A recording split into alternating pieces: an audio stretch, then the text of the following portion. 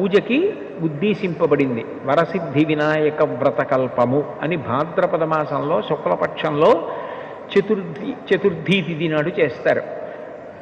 మళ్ళీ సంకటహర చతుర్థి అని కృష్ణపక్షంలో వచ్చేటటువంటి చతుర్థి అంటే 4వ తిథి నాడు చేస్తారు.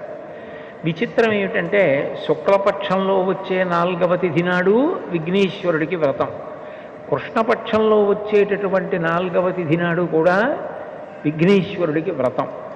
ఈ రెండూ కూడా విఘ్నేశ్వర సంబంధమైన వ్రతాలే. ఇంకా విచిత్రమైన విషయం ఏమిటంటే ఈ రెండు వ్రతాలని నిర్ణయించినటువంటి వాడు కూడా విఘ్నేశ్వరుడే. ఇవి ఇట్లా జరగాలి, ఈ కల్పం ఇట్లా ఉండాలి, ఇటువంటి కథ చెప్పుకోవాలి అని దానికి నిర్ణయం చేసినటువంటి వాడు కూడా విఘ్నేశ్వరుడే. నిజానికి సంకటం అనేటటువంటి మాట